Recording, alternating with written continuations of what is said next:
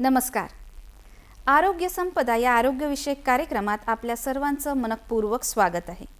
आजचा आपला विषय आहे क्षयरोग लसीकरण अभियान. यावर चर्चा करण्यासाठी संबंधित तज्ज्ञ डॉक्टरांना आज आपण इथे आमंत्रित केलंय. स्वागत करूया डॉक्टर शिल्पा जिचकार यांचं. नमस्कार मॅडम. कार्यक्रमात आपलं स्वागत आहे. डॉक्टर शिल्पा जिचकार या MBBS असून नागपूर महानगरपालिकेला क्षयरोग अधिकारी म्हणून कार्यरत आहेत. चला तर मग जास्त वेळ न घालवता आपण आपल्या चर्चेकडे वळूया. मॅम, क्षयरोग म्हणजे काय आणि याचे काही प्रकार देखील आहेत का? सगळ्यात पहिले मी हे सांगू इच्छिते की क्षयरोग हा एक मायकोबॅक्टेरियम ट्युबरक्युलोसिस नावाच्या जीवाणूने होणारा एक संसर्गजन्य आजार आहे. आणि हा मायकोबॅक्टेरियम ट्युबरक्युलोसिस हा जो जीवाणू आहे याचा शोध 1882 रॉबर्ट कॉक नावाच्या एका जर्मन सायंटिस्टने याचा शोध लावला आहे. तर याच्यावरून तुम्हाला अंदाज येतो की हा किती पुरातन आणि किती जुना हा आजार आहे. आणि प्रकार म्हटलं तर याचे आपण 2-3 प्रकारे क्लासिफिकेशन करू शकतो. एक तर पल्मनरी TB आणि एक्स्ट्रा पल्मनरी TB. पल्मनरी म्हणजे ज्याला फुफ्फुसाचा क्षयरोग असतो त्याला आपण पल्मनरी TB असं म्हणतो. आणि ज्याला फुफ्फुसा व्यतिरिक्त इतर कुठल्या अवयवाचा जसं मेंदूचा आहे, लिम्फ नोडचा आहे किंवा स्पाईनचा आहे याला आपण एक्स्ट्रा पल्मनरी TB असं आपण याचं क्लासिफिकेशन करतो. दुसरा एक असतो की एक लेटंट TB इन्फेक्शन आणि ॲक्टिव्ह TB डिसीज.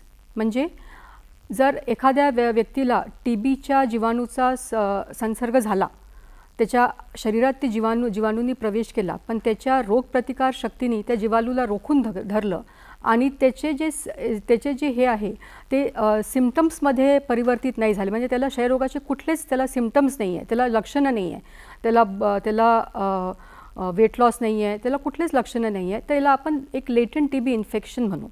आणि ज्या व्यक्तीच्या शरीरात ते जीवाणू शिरल्यावर त्याला त्याचे सिम्पटम्स डेव्हलप होतात, त्याची लक्षणं डेव्हलप होतात क्षयरोगाची, त्याला आपण TB डिसीज किंवा क्षयरोगाचा आजार असं आपण त्याचं वर्गीकरण करतो. दुसरा त्याच्या डायग्नोसिसवरून, जसं आता क्षयरोगासाठी साधारण क्षयरोगासाठी लागणारी जी औषधी आहे त्याला जर तो जीवाणू प्रतिसाद देत असेल तर त्याला आपण ड्रग सेन्सिटिव्ह TB म्हणतो.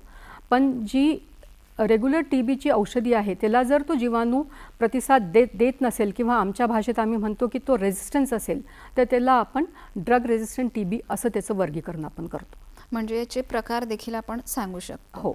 आणि मॅम, भारतात क्षयरोगाची सद्यस्थिती काय आहे? आता मी तुम्हाला एक गोष्ट सांगते की समजा पूर्ण जगभरात आपण असं इमॅजिन करू की 100 क्षयरुग्ण आहे, तर त्याच्यातले 27 ते 28% क्षयरुग्ण हे एकट्या भारतातच आहेत.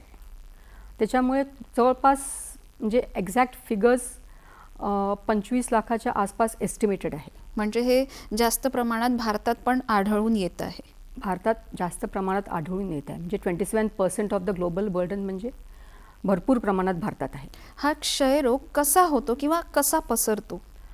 आता एखाद्या व्यक्तीला जर फुफ्फुसाचा क्षयरोग असेल आणि असा व्यक्ती जर खोकला, शिंकला, तर हे जे जीवाणू आहे हे हवेत पसरतात आणि त्याच्या संपर्कात असलेले जे व्यक्ती असतात त्यांच्या शरीरात ते प्रवेश करतात आणि अशा प्रकारे हा क्षयरोग पसरतो.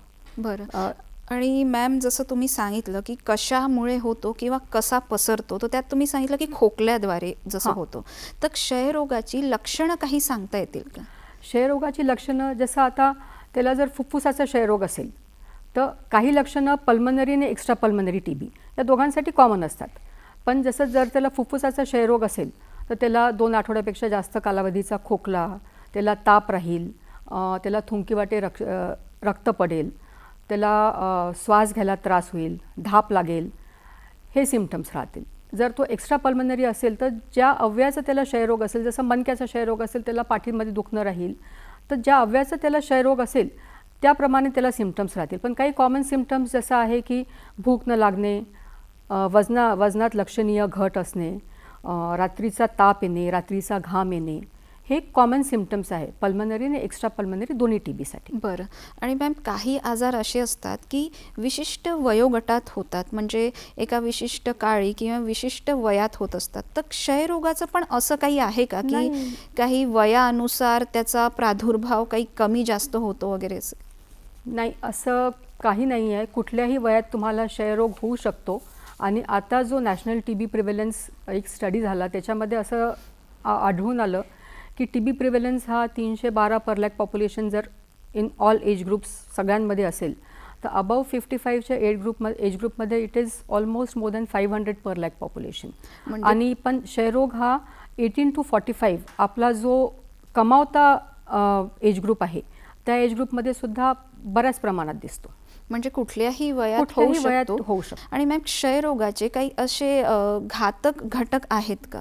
जोखमीचे घटक म्हणजे ज्यांच्यामध्ये TB जास्त प्रमाणात होतो तर एखाद्या व्यक्तीची कुठल्याही कारणाने जर रोगप्रतिकार शक्ती कमी झाली तर त्या व्यक्तीला TBचा हा संसर्ग आणि TBचा आजार होऊ शकतो. जसं HIV बाधित व्यक्ती आहे, डायबिटीजवाले मधुमेहवाले व्यक्ती आहे, किंवा जे कॉम्प्रोमाइज्ड व्यक्ती असेल की ज्याला कॅन्सरची ट्रीटमेंट सुरू असेल किंवा कुठल्या आजारासाठी त्याला कॉर्टिकोस्टेरॉइड सुरू असतील, असे जे व्यक्ती आहेत. 55-60 वर्षावरील व्यक्ती जे आहे, कुठल्याही कारणाने तुमची रोगप्रतिकार शक्ती जर कमी होत असेल, याच्यामध्ये धूम्रपान करणारे आणि जे आपण क्रॉनिक अल्कोहॉलिक म्हणतो यांच्यामध्ये सुद्धा क्षयरोगाचे प्रमाण फार जास्त आहे.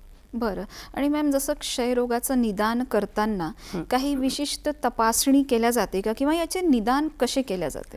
आता जसं आपण 80% हे युजली एस्टिमेटेड आहे की जास्तीत जास्त लोकांना हा फुफ्फुसाचा क्षयरोग असतो.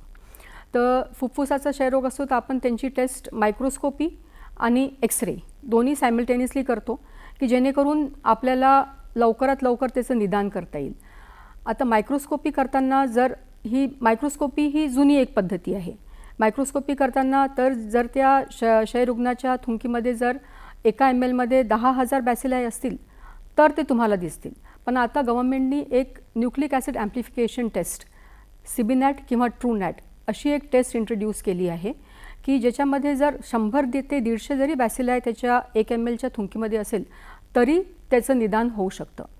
पहिले आपण CBNAT किंवा NAT ही टेस्ट आपण आम्ही ज्याला की पॉप्युलेशन म्हणतो, जसं एक्स्ट्रा पल्मनरी TBचे जे आपले सॅम्पल्स असतील ते प्रेशियस सॅम्पल्स असतात ना, तुम्ही लिम्फ नोडमधनं काढलं तर इट्स अ प्रेशियस सॅम्पल, तर त्याचं आपण ज्याला आम्ही अपफ्रंट म्हणतो की मायक्रोस्कोपी न करता डायरेक्टली NAT करायचं.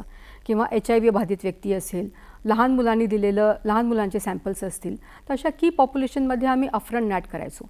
पण आता गव्हर्नमेंट ऑफ इंडियाचं धोरण आहे की लवकरात लवकर सगळे क्षयरुग्णचं निदान होऊन ते उपचारावर आला पाहिजे, जेणेकरून we will break the chain of transmission. तर याच्याकरता गव्हर्नमेंट आता अपफ्रंट NAT याच्याकडे वळते आहे की एक्सरे करायचा आणि पेशंटचं मायक्रोस्कोपी न करता डायरेक्टली NAT करायचं. बरं. आणि याच्या व्यतिरिक्त अजून एक लाईन प्रोब असे असतात, कल्चर असतो, AFB कल्चर असतं. तर हे सगळेसुद्धा क्षयरोगाच्या निदानामध्ये महत्त्वाचे टेस्ट्स आहेत, कारण मायक्रोबायोलॉजिकल कन्फर्मेशनकडे गव्हर्नमेंटचा फार भर आहे. बरं. आणि मॅम आपण ज्या काही टेस्ट सांगितल्या, एक्सरे आणि बाकी जे आहेत ते सगळे, ते फक्त शासकीय पातळीवरच उपलब्ध आहे की प्रायव्हेट दवाखाने वगैरे जे असतात प्रॅक्टिशनर्स त्यांच्याकडे पण होऊ शकतं? प्रायव्हेट सेक्टर एंगेजमेंट हा फार इम्पॉर्टंट पार्ट आहे आमचा नॅशनल TB एलिमिनेशन प्रोग्रामचा. कारण जसं की तुम्हाला माहीत असेल की 50% लोक हे 60% लोक हे प्रायव्हेट सेक्टरमधून ट्रीटमेंट घेतात. आणि प्रायव्हेट सेक्टरमध्ये सुद्धा आमच्या CBNAT, TrueNAT आम्ही सॅम्पल ट्रान्सपोर्टेशनची फॅसिलिटी देतो. आणि आमचा व्यक्ती जाऊन त्यांनी जर सॅम्पल काढून ठेवलं आणि आम्हाला जर त्यांनी इन्फॉर्म केलं तर आम्ही ते सॅम्पल कलेक्ट करून आमच्या लॅबॉरेटरीमध्ये आम्ही टेस्ट करून आम्ही त्यांना रिपोर्ट देतो. आणि ते अगदी फ्री ऑफ कॉस्ट असतो. एक्सरेपासून तर NATपासून आणि आमचं आता नागपूर म्युन्सिपल कॉर्पोरेशनमध्ये एक्स्ट्रा पल्मनरी TB सॅम्पल एक्स्ट्रॅक्शनचा पण एक आमची प्रोग्राम चालू आहे आमचा, ज्याच्यात जसं आता एखाद्याला सॅम्पल एक्स्ट्रॅक्शन करायचं आहे पण तो जो कॉस्ट प्रायव्हेट प्रॅक्टिशनर सांगतात तो नाही देऊ शकत, तर अशा व्यक्तींना आम्ही वाउचर सिस्टीमद्वारे त्याचं आम्ही सॅम्पल एक्स्ट्रॅक्शन त्याच प्रायव्हेट प्रॅक्टिशनरकडून आम्ही फ्री ऑफ कॉस्ट करून त्याची टेस्ट आमच्या गव्हर्नमेंट लॅबमध्ये करून त्यांना रिपोर्ट पोहोचवतो. बरं. आणि मॅम, जसं क्षयरोगाचं निदान झालं तर क्षयरोग हा बरा होतो का? म्हणजे याची उपचार पद्धती काय घ्यायला हवी?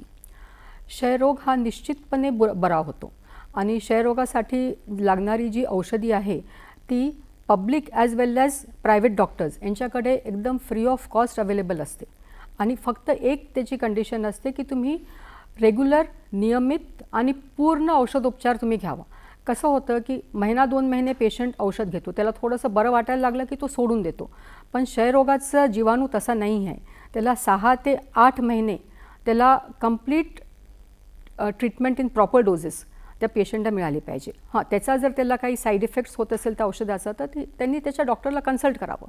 त्या हिशोबाने डॉक्टर त्याला काउन्सिलिंग करेल आणि काही साईड इफेक्ट्स असेल तर त्याच्यावर काय अजून तो करू शकतो डॉक्टर, ते डॉक्टर त्याला तसा त्याप्रमाणे सल्ला देईल. But complete treatment is necessary आणि निश्चित बरा होतो. म्हणजे निश्चित बरा होतो, पण त्यांनी वेळेत निदान करून किंवा लक्षणांकडे लक्ष देऊन निदान करून त्याचं उपचार सुरू करायला हवे. सुरू करून पूर्ण करायला हवा. बरं. आणि मॅम, जसं बऱ्याचशा आजारांचं जसं आपण प्रतिबंध हे सगळ्यात सोपा उपाय आहे असं म्हणतात त्या आजारापासून वाचण्यासाठी, आणि बऱ्याच आजारांच्या लस देखील उपलब्ध असतात, तर क्षयरोगाच्या बाबतीत असं काही प्रतिबंध किंवा लस आहेत का? क्षयरोगाच्या बाबतीत प्रतिबंध म्हटलं तर आपण 3-4 स्टेप्समध्ये जाऊ शकतो. सगळ्यात पहिले तर तुमचं न्यूट्रिशन चांगलं असलं पाहिजे, किंवा बिकॉज माल न्यूट्रिशन हा फार इम्पॉर्टंट घटक आहे क्षयरोग होण्यासाठी आणि तो पूर्णपणे बरा न होण्यासाठी. म्हणजे जो क्षयरुग्ण आहे त्यालासुद्धा खूप पौष्टिक आहार मिळाला पाहिजे आणि इतर जनरल पॉप्युलेशनने सुद्धा आपलं न्यूट्रिशन नेहमी चांगलं ठेवलं पाहिजे. दुसरं, कोविडने आपल्याला शिकवलं आहे कफ एटिकेट्स. खोकल्याचा जो आपला हे असतो की ज्याला क्षयरोग असेल, फुफ्फुसाचा खास करून ज्याला क्षयरोग असेल, त्यांनी खोकलताना, शिंकताना आपल्या तोंडावर त्यांनी मास्क लावावा आणि इतर कुठेही असं थुंकू नये त्यांनी. तिसरी गोष्ट आहे की आमच्याकडे आता एक 2021 पासून जितके काही फुफ्फुसाचे क्षयरुग्ण असतात त्यांच्या घरचे जे व्यक्ती असतात त्यांचं आम्ही सगळ्यांचं एक्सरे आणि सिम्पटम्सद्वारे स्क्रीनिंग करतो. त्यांचा TB आम्ही पूर्णपणे त्यांना TB नाही आहे हे आम्ही रूल आउट करतो आणि मग त्यांना आम्ही TB प्रिव्हेंटिव्ह ट्रीटमेंट देतो. म्हणजे त्याच्यात क्षयरोगासाठी वापरणारं जे औषध असतं आयसोनियाझाईड ते 6 महिन्यापर्यंत दिलं जातं, किंवा वन्स अ वीक एक 3 HP म्हणून आहे, रिफापेंटिन प्लस आयसोनियाझाईड, ते वन्स अ वीक 3 महिन्यापर्यंत दिलं जातं. त्यांनी जर हे केलं तर त्याला जर संसर्ग तर झालाच असेल, TBचा रुग्ण त्याच्या घरीच आहे, पण त्याला TB डिसीज नाही झाला, फक्त TBचा जीवाणू त्याच्या आतमध्ये गेला आहे, अशा व्यक्तीला आपण जर TB प्रिव्हेंटिव्ह ट्रीटमेंट दिली तर त्याला भविष्यात क्षयरोग होण्याचे चान्सेस कमी होतात. म्हणजे घरी समजा क्षयरोगाचा रुग्ण आहे तर घरच्यांना आपण त्यापासून वाचवू शकतो. ही चर्चा आपण अशी सुरू ठेवूया मॅम. त्यापूर्वी घेऊया विश्रांती. दर्शक हो, कुठेही जाऊ नका, भेटूया विश्रांतीनंतर.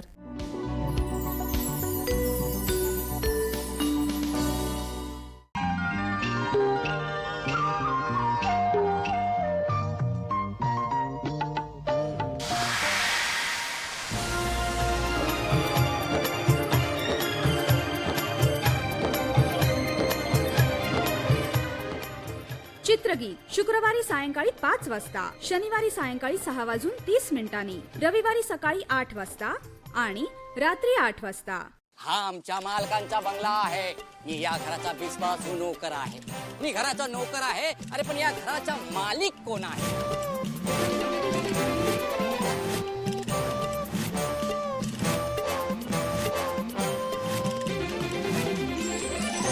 सगळ्या फॅमिलीचा ओळख झालेला आहे.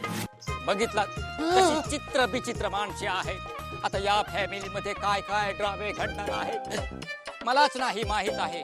तुम्हीच बघा. आमची अनन्या. साधारण कुटुंबाची अनन्य साधारण कहाणी आमची अनन्या. दर शुक्रवार ते रविवार सायंकाळी 7:30 वाजता आणि पुन्हा प्रसारण दर सोमवार ते बुधवार सकाळी 10:30 वाजता. आणि पहा महा एपिसोड दर गुरुवारी दुपारी 2 वाजता.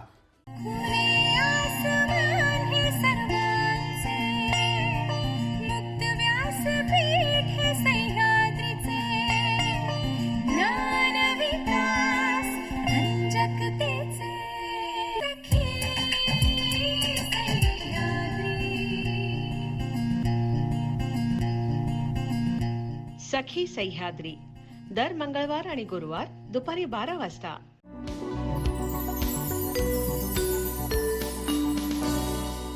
विश्रांतीनंतर आरोग्य संपदा या कार्यक्रमात पुन्हा एकदा स्वागत आहे. डॉक्टर शिल्पा जिचकार आपल्या सोबत आहेत आणि आपण बोलत आहोत क्षयरोग लसीकरण अभियान या विषयावर. मॅम, विश्रांतीपूर्वी आपण प्रतिबंध आणि लस याबद्दल बोलत होतो. आपण प्रतिबंध हे तर सांगितलं की काय करायला हवं किंवा घरच्यांनी काय काळजी घ्यायला हवी किंवा त्यांना कसं वाचवता येईल त्या क्षयरोगापासनं, आणि लस किंवा लसीकरण याबद्दल काही सांगता येईल का? TBसाठी एक फार जुनी लस आहे BCG. तुम्ही ऐकलं असेल, लहानपणी तुम्ही घेतली असेल, मी घेतली आहे. आपण जन्मताच मुलाला आपल्या लहान बाळाला आपण ही लस देतो. आता याच्यामुळे त्याला, लहान बाळाला जे आहे त्याला गंभीर प्रकारचा TB, जसं TB मेनिंजायटिस आहे किंवा मिलियरी TB आहे, असं गंभीर प्रकारच्या TBपासून त्या बाळाचा बचाव होतो. तर ही लस ही 1921 पासून जगभर दिली जाते. भारतामध्ये ही 1948मध्ये इंट्रोड्यूस झाली आणि 1978 पासून नॅशनल इम्युनायझेशन प्रोग्राममध्ये आपण BCGचं लसीकरण आपण प्रत्येक बाळाला जन्मताच 1 वर्षापर्यंत आपण ही लस देतो आपल्या नॅशनल प्रोग्रामनंतर. आणि मॅम, BCG लस म्हणजे नेमकं काय? BCG ही एक बॅसिलस कॅल्मेट ग्युरिन ही लस आहे. हे कॅल्मेट आणि ग्युरिन हे 2 सायंटिस्ट आहे ज्यांनी ही लस मायकोबॅक्टेरियम बोविस नावाच्या एका बॅक्टेरियापासून, जीवाणूपासून ही लस बनवली आहे. ही एक लाईव्ह अटेन्युएटेड, म्हणजे त्याच्यामध्ये लाईव्ह बॅक्टेरिया आहे पण त्यांची वाढायची क्षमता संपवलेली आहे. म्हणजे लाईव्ह अटेन्युएटेड वॅक्सिन आम्ही याला म्हणतो. बरं. आणि मॅम, BCGच्या बाबतीत प्रौढ BCG किंवा अडल्ट BCG वॅक्सिन लस असं ऐकण्यात आलं आहे. तर ॲडल्ट BCG किंवा प्रौढ BCG वॅक्सिन याबद्दल काय सांगता येईल? प्रौढ BCG वॅक्सिन ही गव्हर्नमेंटनी आता एक इम्प्लिमेंटेशन स्टडीमध्ये इंट्रोड्यूस केलेली आहे. भारताच्या बऱ्याच स्टेटमध्ये आणि महाराष्ट्राच्या 40 डिस्ट्रिक्टमध्ये ही इंट्रोड्यूस केलेली आहे फॉर 3 महिने, only for 3 months in campaign mode. आणि याचं असं आहे की जर तुम्हाला TBचं जर तुम्हाला निर्मूलन करायचं आहे, government of India is aiming to eliminate TB by 2025, पण 2025 म्हणा किंवा 2030 म्हणा, जर तुम्हाला TBचं एलिमिनेशन करायचं आहे तर जसं मी सांगितलं की एखादा क्षयरुग्ण जेव्हा खोकतो, शिंकतो, तर समोरच्याला त्या क्षयरोगाच्या जीवाणूची बाधा होते. 10 ते 15 वर्षामध्ये कधीसुद्धा त्याचा जो लेटेंट TB इन्फेक्शन आहे, it will break down into disease. आणि तर अशा वेळेस तुम्हाला जर निर्मूलन करायचं आहे तर तुम्हाला ही जी डेव्हलपमेंट होणार आहे डिसीजमध्ये त्या पेशंटची, आणि मग तो TBचा रुग्ण होऊन तो इतरांना पसरेल, तर हे कुठेतरी थांबवायला हवं. याच्याकरता गव्हर्नमेंटनी एक अडल्ट, बाकीचे TB प्रिव्हेंटिव्ह ट्रीटमेंट हे सगळं तर केलंच आहे, पण एक अडल्ट BCG वॅक्सिन एक कॅम्पेन मोडमध्ये, एक इम्प्लिमेंटेशन स्टडी, एक सिलेक्ट ग्रुप ऑफ पॉप्युलेशनमध्ये, above 18+, but select group of पॉप्युलेशनमध्ये आपण ही देणार आहोत. म्हणजे वयाच्या 18 वर्षापुढे एक सिलेक्टेड, म्हणजे जे नेमके वयोगट आहे त्या लोकांना आपण ही लस देण्यात. सिलेक्ट पॉप्युलेशनमध्ये कोणचं आहे? जे डायबिटीजने बाधित आहे, जे सेल्फ रिपोर्टेड डायबिटीज आहे, स्वतःहून म्हणतात की आम्हाला डायबिटीज आहे, स्मोकर्स आहे, आपले 60 वर्षावरील व्यक्ती आहे, कुपोषित आहे, ज्यांचं BMI इज लेस दॅन 18, अशा लोकांना आपण ही लस देणार आहोत. म्हणजे ही सगळी पात्रता आहे BCG लस, अडल्ट BCG लससाठी. बरं. आणि मॅम, कोणाला देऊ नये, म्हणजे प्रौढ BCG वॅक्सिन ही कोणाला चालणार नाही दिलेली? आता ज्याची रोग, जसं मी सांगितलं की हे लाईव्ह वॅक्सिन आहे. आता ज्याची रोग प्रतिकारशक्ती, जसं HIV बाधित व्यक्ती असेल किंवा प्रेग्नेंट फिमेल असेल किंवा ब्रेस्ट फीडिंग फिमेल असेल, एखादा पेशंट खूप गंभीर आजारी असेल, एखादा व्यक्ती, एखाद्याला कॅन्सरचा उपचार सुरू असेल किंवा इम्युनो कॉम्प्रोमाइज असं कॉर्टिकोस्टेरॉइडची ट्रीटमेंट सुरू असेल किंवा त्यांनी मागच्या 3 महिन्यात त्यांनी ब्लड ट्रान्सफ्युजन घेतलं असेल किंवा त्याला HIV होण्याची दाट शक्यता असेल, अशा लोकांमध्ये आपण ही लस नाही देणार आहोत. बरं. आणि मॅम, जसं ही प्रौढ BCG लस आहे, ही घेतल्यावर किंवा घेतेवेळी काही त्रास होतो का किंवा याचे काही साईड इफेक्ट्स आहेत का मुळात? ॲक्च्युली BCGची लस आपण इतक्या वर्षापासून वापरतो आहे की त्याचा सेफ्टी रेकॉर्ड खूप चांगला आहे. आणि जर अडल्ट BCG वॅक्सिनेशन म्हटलं तर त्या व्यक्तीने जर ते BCGचं वॅक्सिन घेतलं तर त्या ठिकाणी जसं ते इंट्राडर्मली आपण स्किनच्या खाली देतो तर तिथे थोडंसं लालसरपणा येणं, सूज येणं हे त्याचे मायनर साईड इफेक्ट्स राहतील आणि जे काही दिवसात ते निघून जातील. म्हणजे त्याला औषधोपचाराची गरज पडली तरी अगदी सौम्य औषधोपचार राहील त्याच्यावर. बरं, म्हणजे असे काही खूप जोखीमेचे साईड इफेक्ट्स याचे नाही होणार? आढळले तर नाही आहेत अजून. बरं. हां, एखाद्या व्यक्तीला जर त्यांनी जर हिस्ट्री दिली की मला या कुठल्या तरी लसीचा असा खूप सिरियस साईड इफेक्ट झाला होता, अशा लोकांना आपण ती लस नाही देणार. बरं. म्हणजे ती हिस्ट्री विचारल्या जाईल सेंटरवर. खरं. आणि मॅम, प्रधानमंत्री क्षयरोग मुक्त भारत अभियान याबद्दल काय सांगता येईल? प्रधानमंत्री TB मुक्त भारत अभियान हे 2022मध्ये 9 सप्टेंबरला आपल्या आदरणीय राष्ट्रपती श्रीमती द्रौपदी मुर्मू यांनी याचा लॉन्च केला होता. आणि याचा मेन उद्देश हे आहे की कम्युनिटी एंगेजमेंट आणि कॉर्पोरेट सोशल CSR जे फंड असतात त्याचा TBच्या रुग्णांसाठी न्यूट्रिशनल, वोकेशनल किंवा डायग्नोस्टिक सपोर्ट TBच्या रुग्णांना मिळवून देण्याचा हा त्याचा मेन उद्देश आहे. आणि न्यूट्रिशनल सपोर्ट म्हणजे बरेचसे TBचे पेशंट हे मालनरिष्ट असतात. ते मालनरिष्ट असतात, सोबत TB सोबत असलेला एक स्टिग्मासुद्धा असतो. एक तर तो आजारी असतो, तो एखाद वेळेस त्याला इतके धाप लागते की तो इतका वीक झालेला असतो की तो कामावर जाऊ शकत नाही. आणि जर त्याच्यासोबत असलेल्या जो स्टिग्मामुळे बरेचदा त्यांना कामावून काढून टाकलं जातं. तर अशा वेळेस त्याला कमीत कमी त्याच्या आहाराचा विचार करावा लागू नये म्हणून गव्हर्नमेंट तर त्यांना प्रत्येक TB पेशंटला 500 रुपीज पर मंथ निक्षेप पोषण योजनेअंतर्गत त्यांच्या बँक अकाउंटमध्ये ट्रान्सफर केले जातात. याच्या व्यतिरिक्त सुद्धा आम्ही डोनर्स शोधतो, जसे आपले इंडस्ट्रीज आहे किंवा मोठे मोठे लोक आहे किंवा इंडिव्हिज्युअल डोनर्ससुद्धा, की त्यांनी TB पेशंटला दत्तक घ्यावं आणि त्याची ट्रीटमेंट पूर्ण होईपर्यंत त्याला आणि शक्य असेल तर त्याच्या घरच्यांनासुद्धा आपण जी राशन किट म्हणतो की त्याच्यात गहू आहे, तांदूळ आहे, बाकीचे हाय प्रोटीन्स रिलेटेड जे काही गोष्टी आहे त्याची एक फूड बास्केट बनवून त्या पेशंटला 6 महिन्यापर्यंत पुरवावी. म्हणजे त्याची रोग प्रतिकारक शक्ती ही वाढवा. खाण्यापिण्यातून आपण वाढवू शकतो. बरं. आणि मॅम, या अभियानाअंतर्गत किंवा क्षयरोग निर्मूलन याच्या संबंधी एक शब्द किंवा एक टर्म ऐकायला मिळते, ती म्हणजे निक्षय मित्र. तर निक्षय मित्र याबद्दल काय सांगता येणार?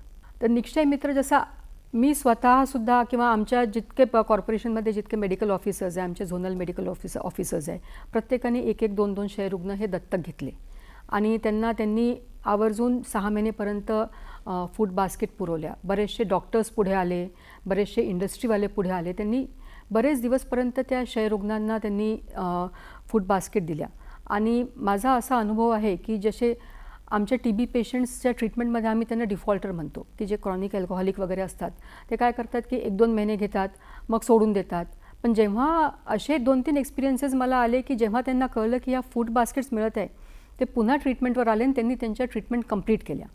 म्हणजे not only did they complete the treatment, they received the nutrition also and they got क्युअर्ड.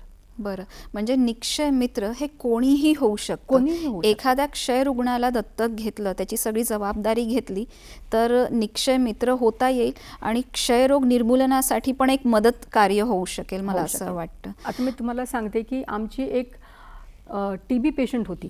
She was a very well qualified person आणि तिने सुद्धा 10-12 क्षयरुग्ण दत्तक घेतले होते. म्हणजे स्वतः रुग्ण असून पण तिने निक्षय मित्र बनण्याचा हा विचार केलेला. आणि मॅम, तुम्ही जसं वर्णन केलं की 500 रुपये वगैरे त्यांना देण्यात येतं, तर क्षयरोग जो आहे त्याचा उपचारासाठी निदान किती खर्च येऊ शकतो एका रुग्णाला?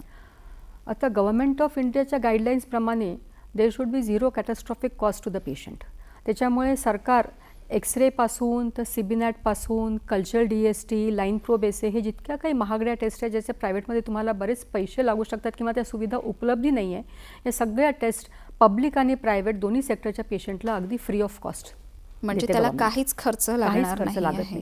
आणि त्याला जे आहे 500 रुपये हे सरकारकडनं मिळतच आहे. बिलकुल. ही चर्चा आपण अशी सुरू ठेवूया मॅम, पण सध्या कार्यक्रमात वेळ झाली आहे एका विश्रांतीची. दर्शक हो, कुठेही जाऊ नका, भेटूया विश्रांतीनंतर.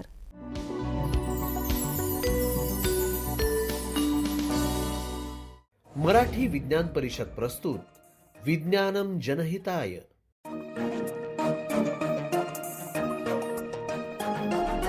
तर्क सुसंगत विचार सरणी तंत्रज्ञाने होते प्रगती देई मानवा सुख समृद्धी निसर्ग विज्ञान विज्ञानाच्या रंजक गोष्टी व्यापून घेई सारी सृष्टी जगण्यातील विज्ञान आणिक विज्ञानातील जगणे विज्ञानम जनहिताय विज्ञानम जनहिताय विज्ञानम जनहिताय प्रसारण दर रविवारी सकाळी 9:30 वाजता आणि पुनः प्रसारण दर शनिवारी रात्री 9 वाजता फक्त आपल्या सह्याद्री वाहिनीवर.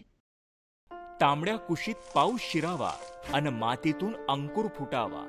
जातिवंत बियाण्यांची उत्पत्ती, शेतीचे नवनवीन तंत्रज्ञान, अनुभवी तज्ज्ञांद्वारे कृषी व्यवस्थापनाचे तंत्रशुद्ध मार्गदर्शन आणि तरुणाईचा शेतीकडे वाढता कल, उत्साह आणि त्यातून शेतीपूरक उद्योगाला मिळालेली चालना या संबंधीची परिपूर्ण माहिती देणारा कार्यक्रम कृषी दर्शन. प्रसारण सोमवार, बुधवार, शुक्रवार सायंकाळी 6 वाजता आणि पुन्हा प्रसारण सोमवार, मंगळवार, गुरुवार सकाळी 6 वाजता.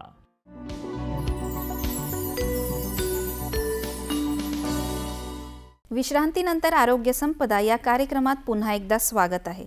डॉक्टर शिल्पा जिचकार आपल्या सोबत आहेत आणि आपण बोलत आहोत क्षयरोग लसीकरण अभियान या विषयावर. मॅम, क्षयरोगासाठी जे काही निर्मूलन आहे किंवा मुक्त भारत अभियान आहे, यासाठी जे कर्मचारी, शासकीय कर्मचारी जे कार्य करणारे असतात, त्यांना काही वेगळं प्रशिक्षण दिलं जातं का? बिलकुल दिलं जातं.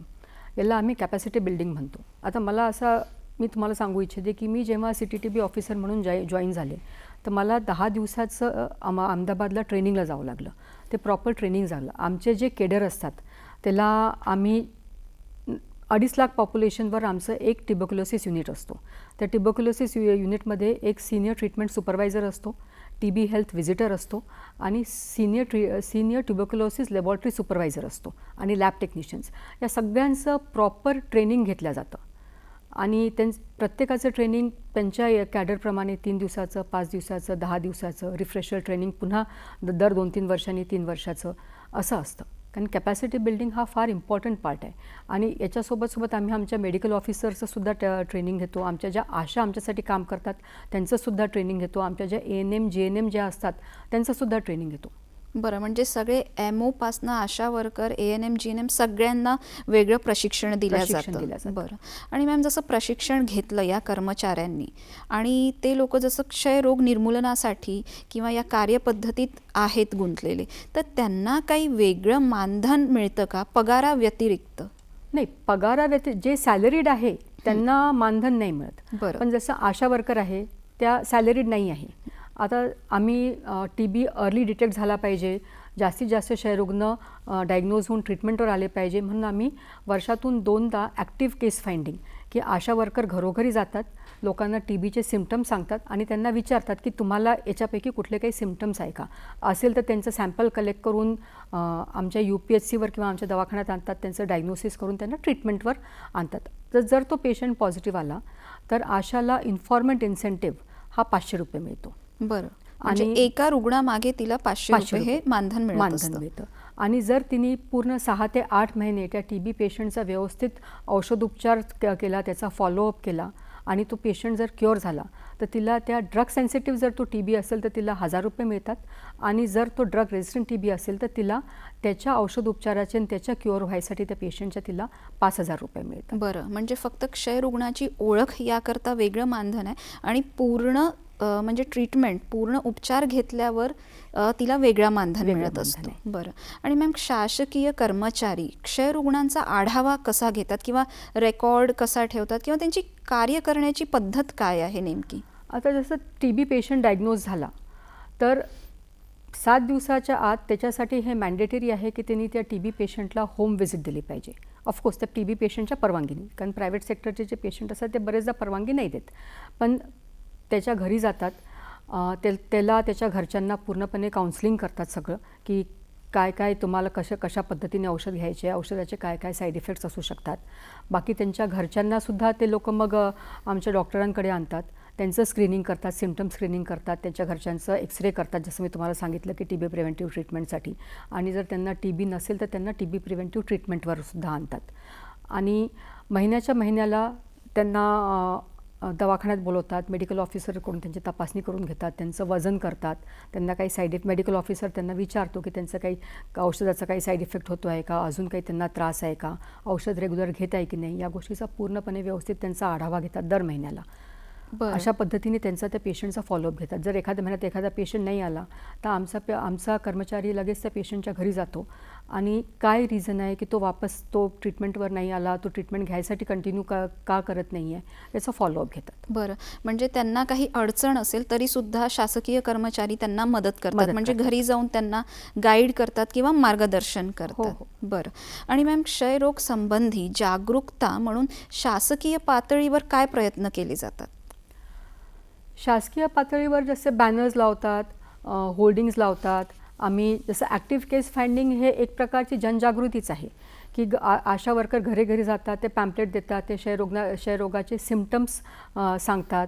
आणि खास करून हे आमचं जे ॲक्टिव्ह केस फाइंडिंग असतं हे आमच्या की पॉप्युलेशनमध्ये असतं, जसं स्लम्स आहे किंवा प्रिझन आहे, अनाथ आश्रम आहे, वृद्धाश्रम आहे, अशा ठिकाणी जिथे खूप क्राउडिंग पण आहे आणि लो सोशो इकॉनॉमिक स्ट्राटा आहे, अशा ठिकाणी ते ॲक्टिव्ह केस फाइंडिंग करतात, तिथे जनजागृती करतात. आमच्या तुम्ही बघितलं असेल का एखादं TBचं बॅनर, तर त्याच्यावर तुम्हाला अमिताभ बच्चनचा फोटो दिसतो. आणि अमिताभ बच्चन हे स्वतःसुद्धा त्यांना क्षयरोग होऊन गेलेला आहे. तर ते त्याचे he is one of the what we call in language is a TB champion. आणि I like to share one experience की एक वेळा मी अशी जात होते आणि माझा मुलगा लहान होता, but he turned and he looked की what is Amitabh Bachchan doing on that poster. So असा कोणी जो इन्फ्लुएन्सर असतो, असे जर तुम्ही पोस्टर लावले, असे जर इन्फ्लुएन्सर जर पुढे आले, जसं पुष्कळ आमच्या TB युनिटमध्ये आम्ही TB चॅम्पियन्स आयडेंटिफाय करतो. आणि जेव्हा आम्ही सगळ्या पेशंट्सची पेशंट प्रोव्हायडर मीटिंग घेतो, तिथे त्या TB चॅम्पियन्सला बोलवतो. TB चॅम्पियन म्हणजे TBच्या आजारातून तो दुरुस्त झालेला, आणि तो बाकीच्या TB पेशंट्सला मग तो प्रमोट करतो की मलासुद्धा हा आजार झाला होता, मी क्युअर झालो आहे, तुम्हीसुद्धा रेग्युलर आणि औषध उपचार घ्या, हा TB निश्चितपणे बरा होतो, तुम्ही माझ्याकडे बघून तुम्ही हा अंदाज लावू शकता. तर असे आम्ही पुष्कळ इन्फ्लुएन्सर, आम्ही TB चॅम्पियन्स आम्ही तयार करतो, त्यांचं आम्ही ट्रेनिंग घेतो. बरं, म्हणजे क्षयरोगावर मात करणारे जे रुग्ण आहेत त्यांना बोलवून त्यांच्याद्वारे आपण मार्गदर्शन करून घेतो.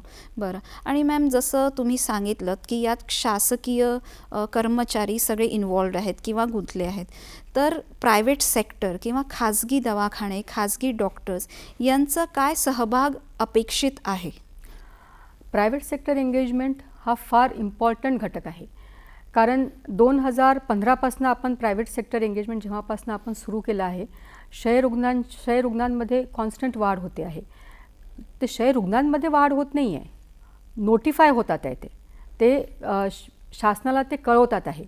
आणि प्रायव्हेट सेक्टर एंगेजमेंट याच्यासाठी सुद्धा इम्पॉर्टंट आहे की आपले 50 to 60% जे लोक आहेत ना, ते मॅक्झिमम 50 to 60% लोक हे प्रायव्हेट सेक्टरमध्ये जातात. त्याच्यामुळे आम्ही प्रायव्हेट सेक्टर्सच्या डॉक्टर्सला सुद्धा आम्ही CME द्वारे आणि याच्याद्वारे काय आमचे नवीन धोरणं आहेत हे आम्ही त्यांना सांगतो. आणि TB हा एक नोटिफायबल डिसीज आहे. TB जर तुम्ही नोटिफाय नाही केला, if you fail to notify a TB disease, तर under IPC 269 and 270 it's a punishable offence. गव्हर्मेंटनी असं कॅरेट अँड स्टिक असे 2 हे केले आहे. तर स्टिक इज दॅट की if you don't notify it's a punishable offence. पण तुम्ही जर नोटिफाय कराल, जर प्रायव्हेट सेक्टर TB पेशंटला नोटिफाय करतो, तर त्याला ₹500 मानधन दिलं जातं. आणि 6 ते 8 महिने जर पूर्ण व्यवस्थित त्या TB पेशंटचा उपचार करून ते सक्सेसफुल आउटकम जर देतात ते प्रायव्हेट प्रॅक्टिशनर, तर त्यांना पुन्हा ₹500, म्हणजे एका TB रुग्णामागे प्रायव्हेट प्रॅक्टिशनरला सुद्धा ₹1000 हे मानधन आहे. बरं, म्हणजे क्षयरोग निर्मूलनासाठी त्यांना पण यात सहभाग घ्यावाच लागतो? हो. बरं, गॅझेट आहे तसं. बरं. आणि मॅम, जसं क्षयरोग आहे तर याचा उपचार घेऊन बरा होऊन जातो का रुग्ण, की परत पण त्याचं रिकरन्स म्हणजे परत होऊ शकतो, असं काही होतं का? रिकरंट तर असतो. बरेच लोकांना म्हणजे ऑलमोस्ट TB प्रिव्हेलन्स स्टडीप्रमाणे 22%, 23%च्या आसपास रिकरन्स असतो. पण जर तुम्ही तुमचं म्हणजे nutrition and your immunity is most important for any disease. जर तुम्ही तुमचं न्यूट्रिशन चांगलं ठेवलं, तुमचं पौष्टिक आहार घेतलं, तर ते तुम्हाला पुन्हा व्हायची म्हणजे आवश्यकता नाही. योग्य खानपान आणि योग्य जीवनशैली हां, ठेवली, ठेवली. रोगप्रतिकारशक्ती जर चांगली राहिली तर नक्कीच क्षयरोग एकदा बरा झाल्यावर पुन्हा होणार नाही. होणार नाही. बरं, ही चर्चा आपण अशी सुरू ठेवूया मॅम. त्यापूर्वी घेऊया विश्रांती. दर्शक हो, कुठेही जाऊ नका, भेटूया विश्रांतीनंतर.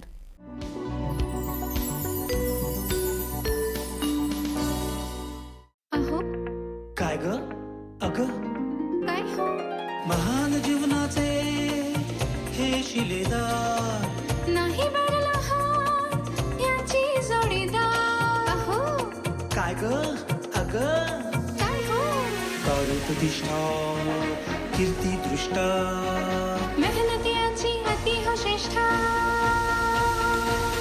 गाठी जन्माची ऋणानुबंधाची गृहस्थीची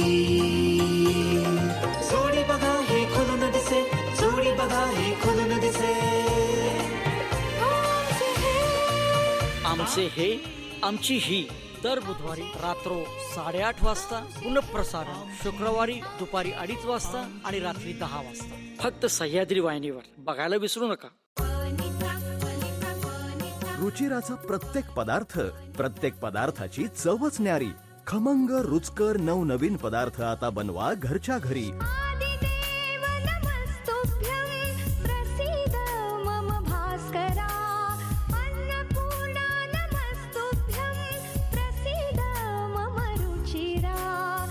रुचिरा पाहायला विसरू नका, दूरदर्शनच्या सह्याद्री वाहिनीवर.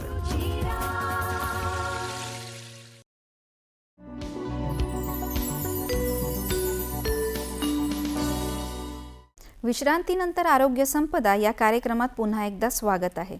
डॉक्टर शिल्पा जिचकार आपल्या सोबत आहेत आणि आपण बोलत आहोत क्षयरोग लसीकरण अभियान या विषयावर.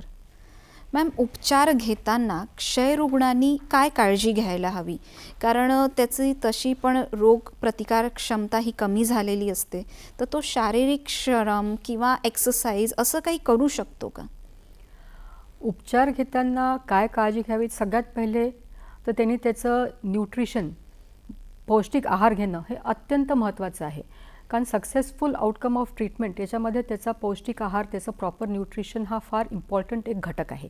त्याच्यासाठी सरकार त्याला निक्षय पोषण योजनेअंतर्गत त्याला 500 रुपये देते आणि PMTB MBA प्रधानमंत्री TB मुक्त भारत अभियानाअंतर्गत आम्ही डोनर शोधून त्यांना फूड बास्केट द्यायचा आम्ही प्रयत्न करत असतो. दुसरी गोष्ट, जसं ड्रग सेन्सिटिव्ह TB आहे, याची जी ट्रीटमेंट आहे, जर पल्मनरी TB असेल तर ती 6 ते 8 महिने चालते. याच्यामध्ये 2 महिने हा इंटेन्सिव्ह फेज असतो, ज्याच्यामध्ये आपण 4 ड्रग्स देतो: रिफॅम्पिसिन, आयसोनियाझेट, पॅराझिनामाइड आणि इथॅम्ब्युटॉल. 2 महिन्यानंतर इंटेन्सिव्ह फेज संपला की आपला कंटिन्युएशन फेज सुरू होतो.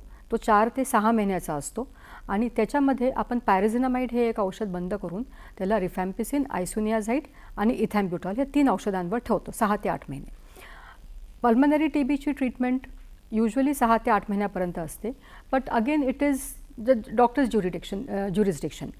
डॉक्टरला जर असं वाटलं की नाही, मला माझ्या पेशंटला अजून 2 महिने किंवा अजून 4 महिने औषधोपचार एक्सटेंड करायचा आहे, तर it is totally the treating physicians call. त्याच्यामध्ये आमचा प्रोग्राम काही इंटरफिअर करत नाही. पण एक्स्ट्रा पल्मनरी जो TB असतो त्याचा औषधोपचार थोडासा दीर्घकालीन चालतो. तो ड्रग सेन्सिटिव्ह असला तरी कमीत कमी 1 वर्ष तरी तो औषधोपचार चालतो, 9 महिने ते 1 वर्षापर्यंत. आणि ड्रग रेझिस्टंट TBचा उपचार हा 9 ते 11 महिने आणि 2 वर्षापर्यंत हा चालू शकतो. ड्रग रेझिस्टंट TBमध्ये आता एक चांगली बातमी आहे की पहिले खूप आपलं इंजेक्शनचं रेजिमेन असायचं, तर पेशंटला एव्हरी ऑल्टरनेट डे जाऊन इंजेक्शन घ्यायला लागायचे, जे की बऱ्यापैकी पेनफुलसुद्धा राहायचे. पण 2 नवीन ड्रग्ज आले आहे, बिडॅक्युलिन आणि डिलॅमिनाइड.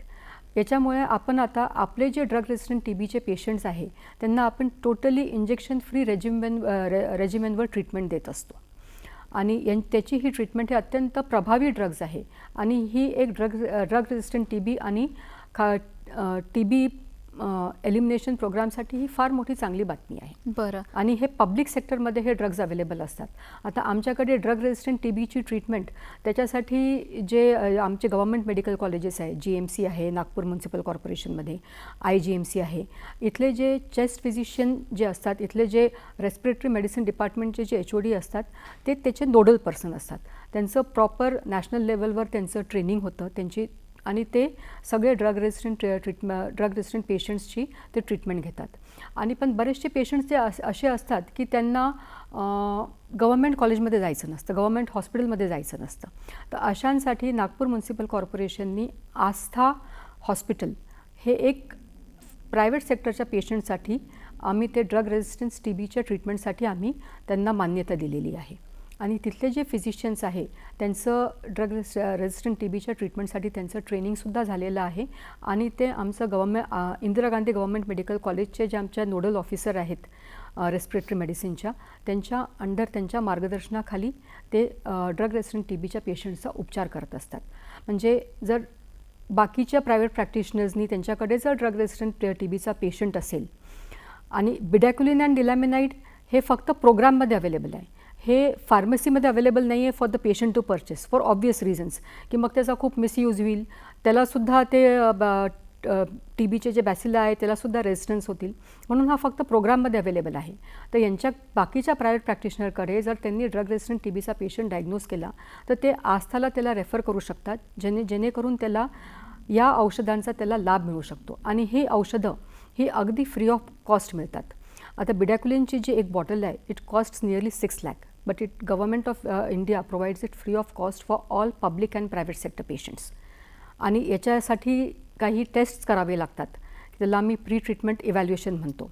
तो ड्रग रेजिस्टंटचा TBचा पेशंट ट्रीटमेंटवर येण्यापूर्वी आपण त्याची CBNATची टेस्ट करतो. आता मी तुम्हाला CBNATची टेस्ट ही जी सांगितली की न्यूक्लिक ॲसिड ॲम्प्लिफिकेशन टेस्ट, याच्यामध्ये आपल्याला काय मी सांगितलं की तुम्हाला की 150 जरी बॅसिला एका ml असले तरी ते आपण डिटेक्ट करू शकतो. आणि त्याचा रिपोर्ट येतो Mycobacterium tuberculosis detected, MTB detected. त्याच्यासोबतच आपल्याला या स्टेजला माहीत पडतं की तो जो MTB डिटेक्टेड बॅसिला आहे तो रिफॅम्पिसिन हा खूप इम्पॉर्टंट ड्रग आहे TB ट्रीटमेंटचा, त्याला रेजिस्टन्स आहे की सेन्सिटिव्ह आहे. तर CBNATची टेस्ट केल्यावर आपल्याला 2 गोष्टी कळतात की त्याला TBचा बॅसिला त्याच्या शरीरात आहे का, आणि जर असेल तर तो रिफॅम्पिसिनला रेजिस्टंट आहे की सेन्सिटिव्ह आहे. आणि अंडर द प्रोग्राम जर तो रेजिस्टन्स असो किंवा तो सेन्सिटिव्ह असो, second sample automatically goes to our intermediate reference laboratory at GMC. आणि तिथे त्याचं लाईन प्रोब SA नावाची टेस्ट होते आणि त्याचं कल्चर लागतं त्या पेशंटचं. म्हणजे रिफॅम्पिसिनचं स्टेटस कळल्यावर आपल्याला बाकीचे जे ड्रग्ज आहे, INH आहे, पायरिझिनामाइड आहे, याचीसुद्धा तो सेन्सिटिव्ह आहे की नाही पेशंट हे सुद्धा आपल्याला तेव्हा कळतं. आणि जर तो ड्रग रेजिस्टंट असेल तर आपण त्याची ट्रीटमेंट GMC, IGMC किंवा आस्था DRTB सेंटर इथे करू शकतो. बरं. आणि मॅम, क्षय रुग्ण समजा घरी आहे तर घरातील लोकांची काय जबाबदारी असायला हवी? आता मी सांगते तुम्हाला की क्षयरोगासोबत आजच्या काळातसुद्धा एक स्टिग्मा तर आहे. बिकॉज आम्ही बऱ्याचशा लोकांना जी ट्रीटेड आहे त्यांना आम्ही TB चॅम्पियन म्हणून प्रमोट करायचा प्रयत्न करतो, पण ते नाही म्हणतात की आम्हाला नाही लोकांना कळू द्यायचं आहे. तर अशा वेळेस क्षयरोगाच्या मानसिक स्थितीची काळजी घरच्यांनी घेतली पाहिजे, त्याला मनोबल दिलं पाहिजे, त्याला सकस आहार दिला पाहिजे. दुसरी गोष्ट की त्याला काउन्सलसुद्धा केलं पाहिजे की बाबा तुला क्षयरोग झालेला आहे, आम्हाला होऊ नये म्हणून तू मास्क लाव, तू खोकताना शिंकताना तोंडावर रुमाल ठेव, तुमचं त्याचं जे स्पुटम असेल, जे त्याची थुंकी असेल त्याचं प्रॉपर डिस्पोजल झालं पाहिजे, ते त्यांनी इथे तिथे कुठेही थुंकू नये. आणि क्रॉस व्हेंटिलेशन ज्याला आपण म्हणतो की घरात हवा खेळती ठेवावी आहे ना, तर त्याच्यामुळे घरच्यांना बाधा व्हायची शक्यता थोडी कमी होते. त्याच्यासोबत आपण त्यांना TB प्रिव्हेंटिव्ह ट्रीटमेंटही देतो, पण कसं आहे हा उपचार 6 ते 8 महिने चालतो. आता आपल्यालासुद्धा साधा सर्दी खोकला झाला, जर 2 दिवस आपण अँटीबायोटिक घेऊन आपल्याला जर बरं वाटलं तर आपण 3ऱ्या दिवशी तो घ्यायचा कंटाळ करतो. तर त्याला हे काउन्सलिंग, हा घरच्यांचं काउन्सलिंग आणि क्षयरुग्णाचं काउन्सलिंग हा फार इम्पॉर्टंट पार्ट आहे ट्रीटमेंटचा.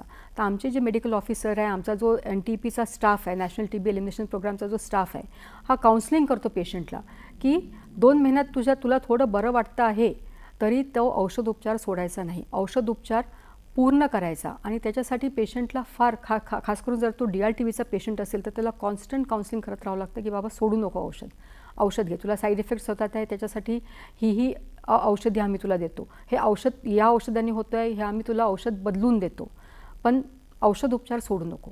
तर घरच्यांना सुद्धा तेच काउन्सिलिंग की पेशंटला तुम्ही ट्रीटमेंटवर ठेवा, त्याला बॅलन्स डाएट द्या आणि तुम्ही स्वतःसुद्धा बॅलन्स डाएट घ्या आणि कफ एटिकेट्स पाळा. बरं. आणि मॅम, क्षयरोगासंबंधी काही नवीन उपचार पद्धती आलेली आहे का? नवीन उपचार पद्धती मी तुम्हाला सांगितलं की आता ड्रग रेसिस्टंट TBसाठी बिडॅक्युलिन आणि डिलॅमिनाइड हे 2 नवीन ड्रग्ज आलेले आहेत आणि हे प्रोग्राममध्ये एकदम ॲब्सोल्युटली फ्री ऑफ कॉस्ट सगळ्या पब्लिक आणि प्रायव्हेट सेक्टरच्या पेशंटसाठी आहे. आणि मॅम, तुम्ही जसा उल्लेख केला होता सुरुवातीला की HIV पेशंट्स आहेत किंवा डायबिटीज आहे, ज्यांना मधुमेह आहे, अशा रुग्णांमध्ये क्षयरोग होण्याची शक्यताही जास्त बघायला मिळते. तर यासाठी काही वेगळे प्रयत्न घेतले जातात? आता मी तुम्हाला सांगते की जसं HIV आहे त्याला आम्ही पीपल लिव्हिंग विथ HIV यांची ट्रीटमेंट आमच्या ART सेंटरवर सुरू असते आणि मी ॲक्टिव्ह केस फाइंडिंग तुम्हाला सांगितलं की आशा घरोघरी जाते आणि पेशंट शोधते. तसंच जेव्हा हा HIV बाधित व्यक्ती ART सेंटरला ट्रीटमेंटला येतो तिथले जे डॉक्टर असतात त्याला आम्ही इंटेन्सिफाईड केस फाइंडिंग म्हणतो. तो जितके वेळा तिथे ट्रीटमेंटला येतो, फॉलोअपला येतो, तितके वेळा त्याला क्षयरोगाचे त्याला काही सिम्पटम्स आहे का आणि जर असेल तर त्याचं CBNAT करून त्याचा एक्सरे करून त्याची डायग्नोसिस लवकरात लवकर करायचा प्रयत्न केला जातो. तसं सेम डायबिटिक क्लिनिक आमचे असतात किंवा बाकीचे जे प्रायव्हेट प्रॅक्टिशनर जे डायबिटीज ट्रीट करतात त्यांनीसुद्धा त्यांच्याकडे तो पेशंट आला डायबिटीजचा की त्याला TBच्या सिम्पटम्ससाठी त्यांना विचारणा करावी. त्याला आम्ही इंटेन्सिफाईड आमच्या गव्हर्नमेंट सेक्टरमध्ये आमच्या UPSCमध्ये आमच्या सगळ्या मेडिकल ऑफिसर्सचं हे ट्रेनिंग झालेलं असतं की त्यांनी प्रत्येक डायबिटीजच्या पेशंटला, स्मोकरला, क्रॉनिक अल्कोहॉलिकला हे TBचे त्यांनी स्वतःहून जरी पेशंटनी नाही सांगितलं तरी डॉक्टरनी विचारावं त्याला म्हणजे बाबा तुला असे क्षयरोग पण लक्षात घेऊन त्याची विचारणा करायला. बरं, ही चर्चा आपण अशी सुरू ठेवूया, पण त्यापूर्वी घेऊया विश्रांती. दर्शक हो, कुठेही जाऊ नका, भेटूया विश्रांतीनंतर.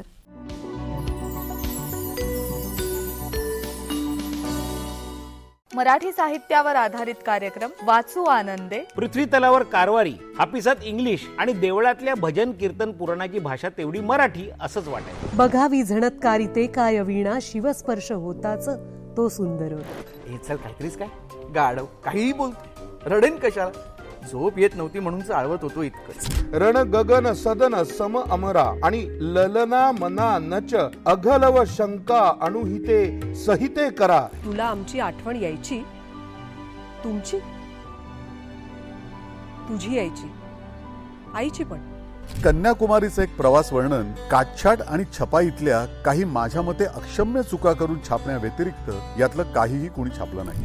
वाचू आनंदे सोमवार आणि मंगळवार रात्री 8:30 पुनःप्रसारण बुधवार आणि गुरुवार रात्री 10 वाजता फक्त आपल्या सह्याद्री वाहिनीवर.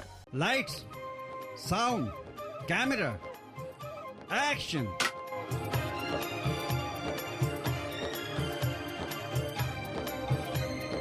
तराने पुराणे सोमवार ते शुक्रवार सकाळी 8 वाजता, सोमवार ते गुरुवार सायंकाळी 5 वाजता आणि रात्र 10:30 12 एप्रिल 1975 मुंबई ग्राहक पंचायतीच्या ह्या कार्याचा मुंबईत शुभारंभ झाला. ग्राहकांना अचूक आणि योग्य मार्गदर्शन करणारा कार्यक्रम. मेडिक्लेम कंपनी, इन्शुरन्स कंपनीने पैसे खूप सारे कापून दिले होते आणि मला असं सांगितलं गेलं की जे आहे ते बरोबर आहे. ग्राहक आल्यानंतर ग्राहकांना त्यांचे हक्क, त्यांचे अधिकार काय आहेत हे सांगण्याचं ते एक उत्तम व्यासपीठ आहे. आणि त्यांच्या समस्यांचे निराकरण करणारा कार्यक्रम. आयुर्विमा हा एक करार आहे. लाईफ इन्शुरन्स कंपनी आणि ग्राहक या दोन्ही मधला हा करार आहे. जर तिकडे तुमचं तक्रारींचं निराकरण नाही झालं तर तुम्ही ग्राहक न्यायालयात जाऊ शकता. जागो ग्राहक प्रसारण दर सोमवारी सायंकाळी 7:30 वाजता, दर मंगळवारी दुपारी 2:30 वाजता आणि दर बुधवारी सकाळी 10 वाजता दूरदर्शनच्या सह्याद्री वाहिनीवर. सह्याद्री वाहिनीच्या YouTube चॅनलवर आणि फेसबुक पेजवरही हे प्रसारण आपण पाहू शकता.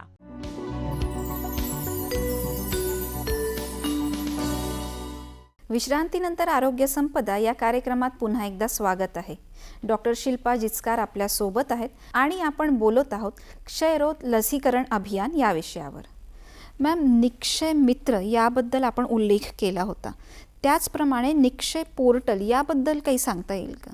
निक्षय पोर्टल हा एक सेंट्रल गव्हर्नमेंटचा TBचं पोर्टल आहे, ज्याच्यावर प्रत्येक क्षय रुग्णाची नोंद होणं, मग तो पब्लिक सेक्टरचा असो की प्रायव्हेट सेक्टरचा असो, हे बंधनकारक आहे. आणि TB पेशंटची नोंद ही फक्त प्रायव्हेट प्रॅक्टिशनर्सलाच बंधनकारक नाही आहे, तर आपले जे फार्मसीवाले आहे जे TBची औषधं विकतात, TBच्या औषधांना आम्ही H1 शेड्यूलचे ड्रग्ज म्हणतो, आणि त्यांनासुद्धा त्यांनी जर एखाद्या रुग्णाला TBची औषधी जर त्यांनी विकली तर त्या रुग्णाचे पूर्ण डिटेल्स कॉर्पोरेशनला किंवा गव्हर्नमेंट ऑफ इंडियाला देणं त्याला बंधनकारक आहे. तर त्याचप्रमाणे आपल्या लॅबॉरेटरीज आहे जे की क्षय रुग्णाच्या चाचणी करतात, त्यांना जर TB पॉझिटिव्ह पेशंट आढळला तर त्यांनासुद्धा कॉर्पोरेशनला आणि गव्हर्नमेंटला त्या रुग्णाबद्दल माहिती देणं हे बंधनकारक आहे. बरं. आणि मॅम, क्षय रुग्णाची आर्थिक परिस्थिती म्हणजे तो श्रीमंत आहे किंवा गरीब आहे याचा पण काही प्रभाव किंवा भेद असा होतो का उपचार पद्धती घेताना? नाही, जे गव्हर्नमेंट ऑफ इंडियाचे ड्रग्ज आहे ते डायग्नोसिस, ट्रीटमेंट सगळं government of India including 500 rupees per month for Nikshay Poshan Yojana and food basket if possible हे गव्हर्नमेंट ऑफ इंडिया सगळ्या पेशंट्सला देते, पब्लिकचा असो की प्रायव्हेटचा असो.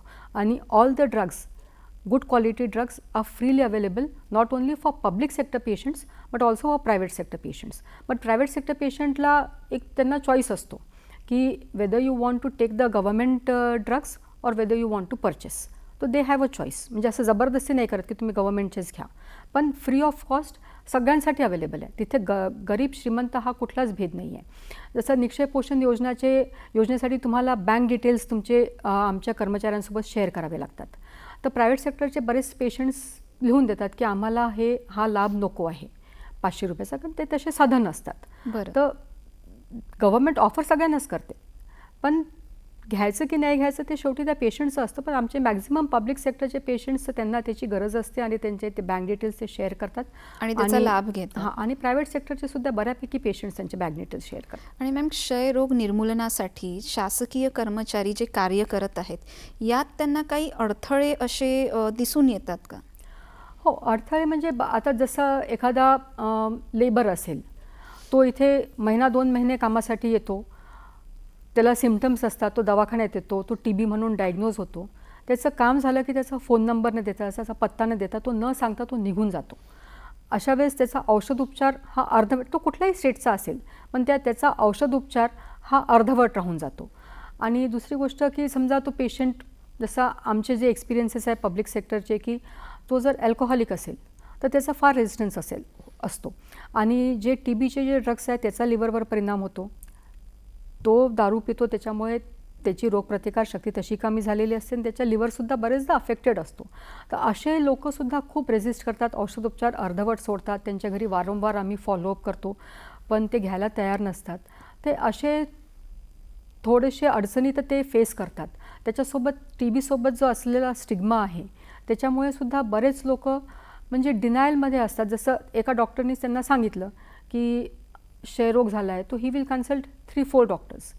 तर याच्यामध्ये त्याचा उपचारावर येण्यास त्याला दिरंगाई होते थोडीशी. बरं, म्हणजे अडचणी भरपूर येतात त्यांना. पण TBचा स्टाफ तो डेडिकेटेडली, म्हणजे त्यांना ते टार्गेट दिलेलं असतं की तुम्ही हे इतके शोधले तर हे तुमचे इतकेच्या इतके तुमचे हे ट्रीटमेंटवर लागलेच पाहिजे, अनलेस अँड अंटिल ऑफकोर्स त्याला काही अनड्यू रिझन असेल. तर त्यांना त्याचा तसा आढावा होतो की तुझे हे इतके पेशंट्स तू डायग्नोज केले तर तुझे इतकेच का ट्रीटमेंटवर आले, बाकीचे तू ट्रीटमेंटवर का नाही आणले, तर त्याला त्याचे उत्तर द्यावं लागतात. त्याच्यामुळे तो बरोबर त्या क्षयरुग्णाचा तो फॉलोअप घेतो. बरं. आणि मॅम, शासनाच्या योजना आणि विविध कार्यक्रम याला अनुसरून भारतात क्षयरोगाचं काय भविष्य असू शकतं?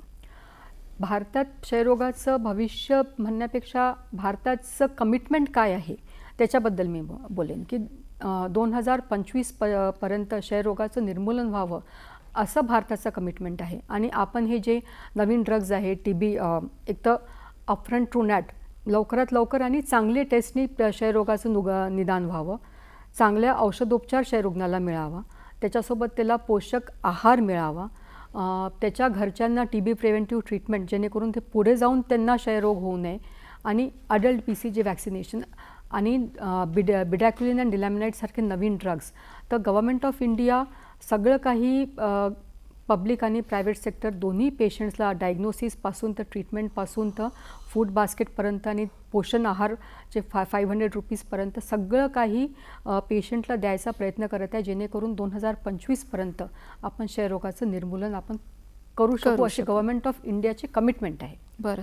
आणि मॅम, आजच्या कार्यक्रमात दर्शकांना तुम्ही काय सल्ला देणार? दर्शकांना मी हाच सल्ला देईल की तुम्हाला जर TB सारखे, जसे आता मी TBचे तुम्हाला जे सिम्पटम्स सांगितले तसे जर तुम्हाला आढळत असतील, तुम्ही जर डायबिटिक असाल, क्रॉनिक स्मोकर असाल, अशा आम्ही जसं तर TB 2 आठवड्याचा खोकला आपण म्हणतो, पण किंवा HIV बाधित असेल, डायबिटिक असेल, स्मोकर असेल, अल्कोहॉलिक असेल, यांच्यामध्ये आम्ही 1 वीकचा कफसुद्धा आम्ही टू बी इन्व्हेस्टिगेटेड असं आम्ही धोरण धरतो, जेणेकरून we should detect the TB patient early.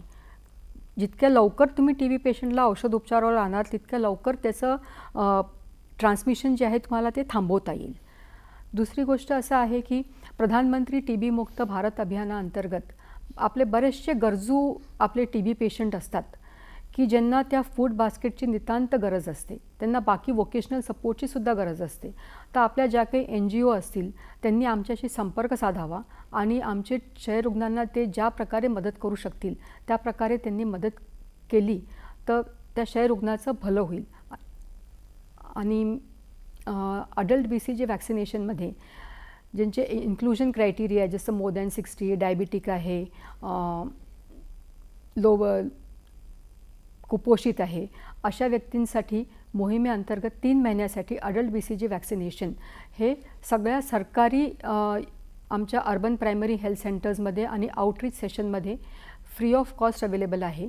तर पात्रता निकषाप्रमाणे आशा वर्कर जेव्हा तुमच्याकडे येते तुम्हाला बोलवायला, तर तुम्ही या आणि ते 3 महिन्यासाठीच ही लस उपलब्ध आहे आणि याचं मॉडेस्ट प्रोटेक्शन तुम्हाला TB पासून मिळणार आहे. तर त्याचा तुम्ही फायदा करून घ्यावा, लाभ करून घ्यावा अशी माझी आवाहन राहील आणि विनंती राहील. आपण वेळ काढून इथे आलात मॅम आणि आमचं मार्गदर्शन केलं, त्यासाठी नागपूर दूरदर्शनतर्फे मी आपला आभार मानते मॅडम. धन्यवाद.